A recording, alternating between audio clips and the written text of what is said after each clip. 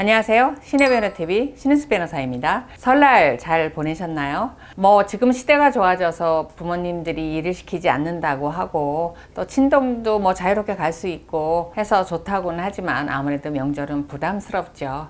평상시 안 하던 거 하니까 몸도 마음도 힘든 것 같습니다. 그리고 음식도 너무 많이 먹어야 되니까 힘들고요. 자, 명절 다녀와서 대부분은 이제 너무 행복해지고 기분이 좋다라기보다는 형제들 간에 또는 부모들 간에 이렇게 앙금이 있던 대화가 살짝만 오가도 언짢기는 하죠. 그런데 명절 때 그 즐겁다, 안 즐겁다라기보다 왠지 내가 주눅든다라는 분들이 있습니다. 특히 재혼 가정이 그러세요. 두 분이 굉장히 사랑해서 만났긴 했지만 이상하게 초혼에 비해서 재혼 배우자는 스스로가 이렇게 내가 소외되는 느낌? 그런 부분이 좀 있다라고 합니다. 그래서 그런 생각하지 마시라고 제가 이제 권해드리고 싶고, 아직은 낯설어서 그 가정이나 가족에 이렇게 동화가 안 돼서 그러는 거지 사실 후혼이라고 이렇게 차별하는 가정 그렇게 많지는 않은 것 같습니다. 근데 제가 이렇게 보면 오늘 주제를 정해서 이렇게 얘기하려고 할 때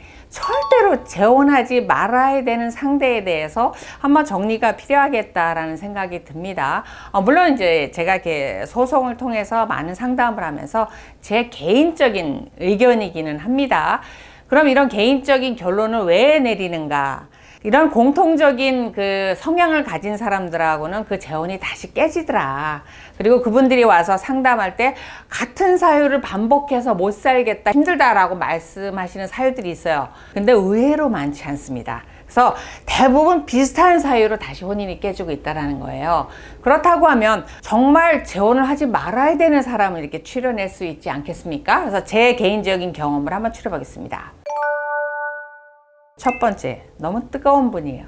재혼을 하시는데 보통은 20대 결혼해서 30대 이렇게 다시 재혼하는 경우도 많지만 압도적으로 황혼 이혼이 늘면서 황혼 재혼이 굉장히 많아요. 그래서 40대 중반 이후 50대 이후에 재혼하는 분들이 왜 재혼하셨어요? 그러니까 저를 너무 좋아해서요. 그래서 어떻게 좋아했는데요? 이렇게 여쭤보면 제가 일하는 직장에요, 매일같이 와서 기다리고요, 하루도 빠지지 않고 와서 기다리고요, 매일 집에다 데려다 주고요, 그 다음에 제가 회 먹고 싶다 그러면은 저 인천 바닷가 횟집 가서 사갖고 오고요, 너무 잘해줘서 그 사랑만 받아도 살 것 같고, 그 다음에 초혼에 실패해서 그 배우자한테 받은 상처가 컸는데 이 사람은 다 어루만져주고 그 다음에 그 상처를 취해줄 것 같아서 결혼했어요. 아무것도 안 봤어요. 이런 경우죠. 근데 그 사랑이 그런 것 같아요. 이렇게 보면 20대 때 사랑이 뜨겁죠. 일단 철없을 때니까, 돌이켜보세요. 철없을 때니까 하늘에 별도 따다줄 것 같고 밥을 안 먹어도 살 것 같은데 40, 50쯤 넘어서 더군다나 초혼에 실패하고 한 번에 상처를 겪은 분들이 재혼 때 우리 알잖아요. 사랑만 갖고 사는 건 아니잖아요. 그 사랑이 길게 가지 않아요. 사랑 심는다라기보다 결혼에서는 그 사랑이 아닌 다른 요소가 이 결혼을 유지하게 하거든요. 그게 예를 들면 자녀를 잘 기르겠다, 자녀를 성공시키겠다, 그런 것도 있지만 이 사람이 성실하고 경제적으로 나 굶기지 않고 하니까 그것만 만족한다, 또는 아내가 착하고 우리 부모한테 잘하고 아이들 잘 기르고 알뜰살뜰 하니까 그래, 비록 이쁘고 여우짓은 안 해도 믿음직하고 그거 갖고 산다, 이런 다른 요소가 있어서 사실은 결혼생활 유지하는데, 한 번에 결혼을 실패한 분들이 정말 20대 때처럼 너무 뜨겁다, 근데 그게 있잖아요. 끝까지 뜨거우면 되는데 절대 끝까지 뜨겁지 않아요. 그래서 제가 볼 때는 그 연세에 맞는 정신적으로 또는 환경적으로 성숙되지 않았다, 자신의 감정만 중요하지 않은가, 잠깐의 뜨거움, 열망, 욕망, 충동, 이런 거에서 아직 벗어나지 못했다는 생각이 들고, 재혼에서는 초혼보다 그 뜨거운 사랑이 빨리 식더랍니다. 그러니까 그렇게 정말 나 아니면 죽을 것 같고 온 열정을 바쳤던 사람이 재혼하고 난 이후로부터는 시부모한테 너 이거밖에 못해? 너 전에 결혼도 그래서 실패했지? 이렇게 된다는 거예요. 그러니까 갑자기 저 하늘에서 땅으로 뚝 떨어지는 것 같은 변화를 느낀다라는 거죠. 그래서 정말 적응하기 어렵다라는 거예요. 그럼 그런 상황을 겪는 배우자는 한 번의 실패가 없으면 노력을 더 할 건데, 물론 열에 9명 그렇게 얘기하세요. 2번의 실패를 하고 싶지 않았다, 그래서 정말 노력하고 싶었다. 하지만 그게 결론이 어떻게 된다는 걸 안다는 거죠. 그래서 그 재혼을 정리하게 된다는 거죠. 그래서 너무 자신의 감정만 몰입해서 정말 20대처럼 뜨거운 사랑을 보인다. 이거 조금 조심하셔야 되지 않나. 저는 개인적으로 그런 생각을 합니다. 그 다음에 두 번째는 재혼하실 때는 초혼과 달라서 이제 구체적인 약속을 하시는 경우가 있어요. 돈 문제죠, 돈. 돈 문제 때문에 이제 이혼을 하게 되는데, 어떤 경우에 이제 이혼하시게 되면 재혼하시면서 이제 약속을 하세요. 내가 사는 집은 그 어디에 마련을 하고 한 달에 생활비를 얼마를 줄 것이다. 예를 들면 뭐 200만 원, 500만 원 이렇게 줄 것이다. 그다음에 전처나 전 남편의 자녀가 있으면 얘들 학비는 내가 어디까지 대줄 것이고, 이런 약속들을 구체적으로 하세요. 사실 안 하는 것보다는 이렇게 구체적으로 약속을 하시는 게 사실 더 잘 사시기는 해요. 그런데 이게 미처 석 달이 안 돼서 깨진다라는 거죠. 아, 이번 달은 내가 생활비 줄여야 하는데 좀 부족하니까 당신 있는 거 우선 써. 전 여기서 진짜 고민하셔야 된다고 봐요. 그건 시작입니다. 물론 이제 갑자기 환경이 어려워질 수는 있어요. 하지만 자신이 그렇게 한 말을 지키지 못한다라는 것이고, 돈 때문에라고 말씀하지 마세요. 그러면 상대 배우자는 돈 보고 결혼하냐, 그런 게 아니죠.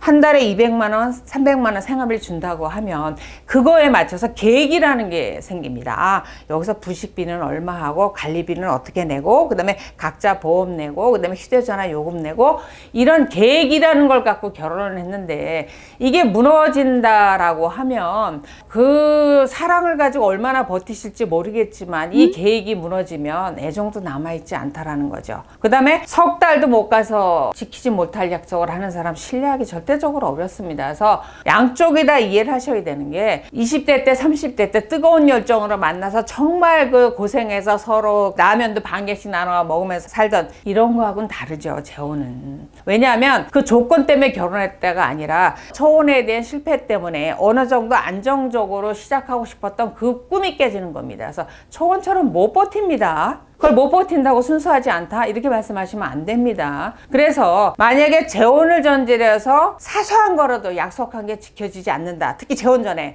전 정말 심각히 고민해 보셔야 된다라는 생각이 듭니다. 그래서 그런 부분 때문에 제가 이런 부분 조심하셔라, 재혼하면 안 된다라는 부분, 특히 돈에 대한 약속을 지키지 않는다, 이런 부분 저는 정말 권하고 싶지 않습니다. 마지막으로는 각자의 자녀와의 관계를 살펴보셔야 돼요. 이제 이혼하러 오시면 그런 얘기를 하세요. 세상에요, 제 남편이요, 아내가요, 자기 애들하고 사이가 좋지 않아서 한 번도 연락도 안 하고요, 우리 재혼할 때 결혼식 할 때 오지도 않고요, 모임에 오지도 않았어요. 그런데 갑자기 부동산이 올라서 상가 하나 팔려고 하니까 얘들이 갑자기 연락하고 찾아오고 하는 거예요. 그러니까 이 양반이 홀딱 넘어가가지고 그동안은 정말 원수처럼 하고 말도 못하게 하더니 이 애들한테요 보험 1억 원을 넣어주고요, 상가 팔면 반 나눠준다고 하고 이러는 거예요. 이런 경우. 그러니까 미리 살피기는 어려운데 이 자녀들 때문에 이혼하는 경우가 반 이상이거든요.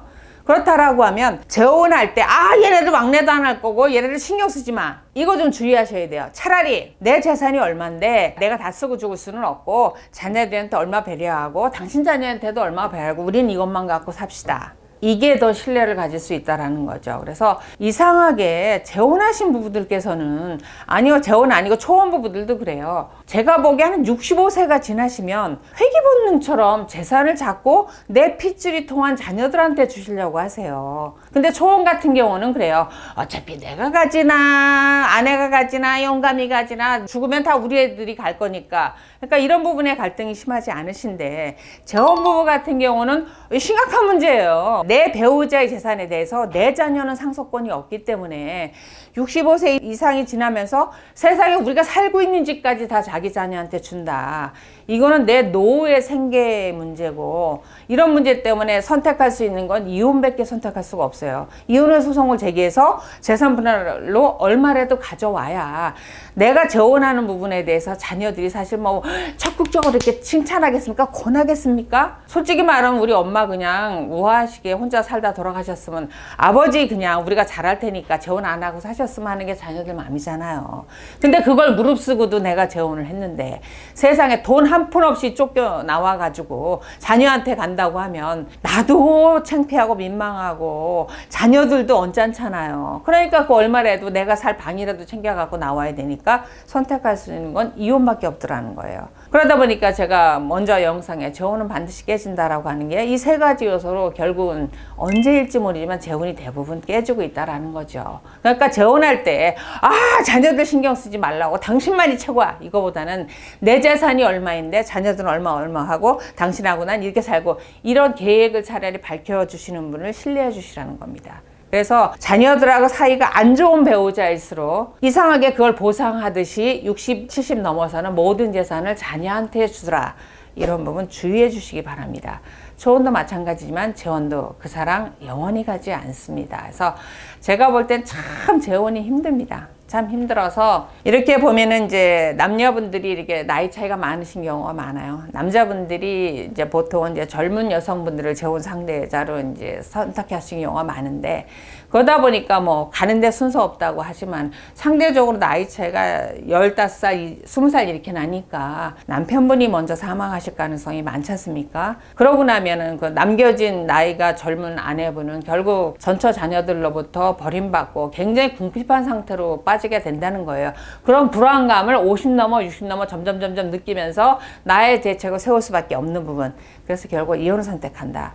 이런 부분 고려하시면 미리미리 재산에 대해서 서로가 배려하시는 게 좋지 않을까? 그런데 나만 믿어! 그리고 배려 안 하는 배우자 믿지 마시기 바랍니다. 믿을 수 없는 분이죠. 그래서 재혼할 때 사랑만 생각하지 마시고 한날 혼자서 그분 만나지 말고 저 하늘을 보면서 냉정하게 한번 판단해 보시기 바랍니다. 이분과의 10년 뒤는 어떨까? 20년 뒤는 어떨까? 이런 생각 하시기 바랍니다. 재혼하시면서 내가 배우자한테 사랑만 주리 그렇게 하지 마시고 그 사람을 책임질 수 있는 건 대부분은 돈입니다. 재산만이 그 사람에 대해서 책임을 질 수 있다라는 부분을 재산을 많이 가지신 분 쪽에서 한번 생각을 해봐 주시기 바랍니다. 오늘 영상 도움이 되셨다면 좋아요, 구독하기 눌러주시기 바랍니다. 구독이 많을 경우 앞으로 영상을 찍는 데 도움이 됩니다.